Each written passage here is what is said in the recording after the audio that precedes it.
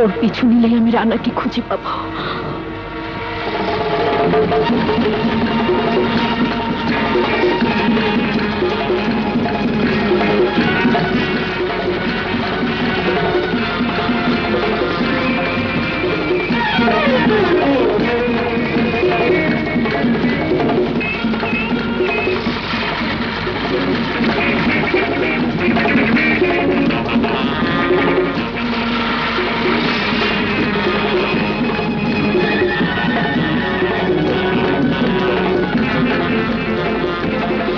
রাখো।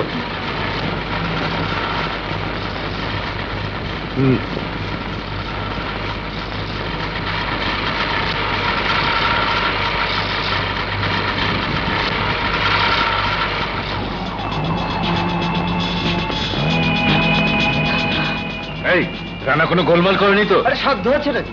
গোলমাল করার চেষ্টা করলে গুলি মেরে খুলি উড়াই দেবো না।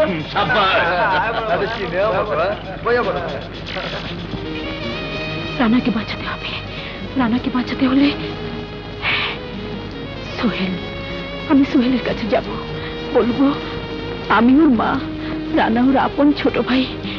এতে যদি আমার স্বামীকে দেওয়া কথা না রাখতে পারি, তবু আমাকে সোহেলের কাছে যেতে হবে, যেতেই হবে।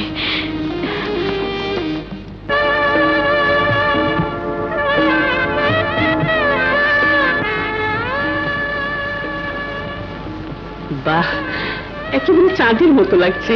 চাঁদের মতো কেন? আমার কাছে তো চাঁদই মনে হচ্ছে।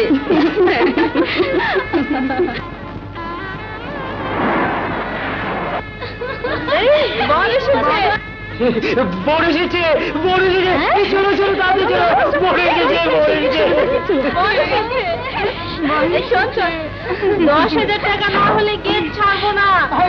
দেখি ছেলে মেয়েদের কাণ্ড, সরো সরো সরো। আসুন চৌধুরী সাহেব, আসুন আসুন। এই নাও। আসুন আসুন।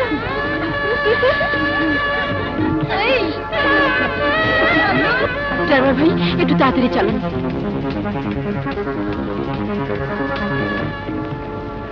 বসুন চৌধুরী সাহেব, বসুন, আপনারা বসুন। মামুনিরা তোমরা ওইদিকে যাও। হ্যাঁ, আরো জোরে। কাজী সাহেব আসুন, আর দেরি করবেন না, বিয়েটা পড়িয়ে ফেলুন।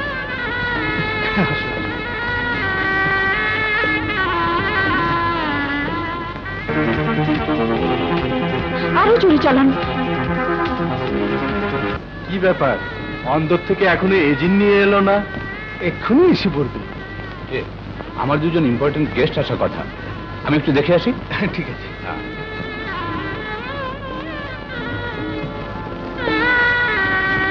সব ঠিক আছে তো? করিম, আপনার ভেতরে সব দেখে রাখিস। হ্যাঁ,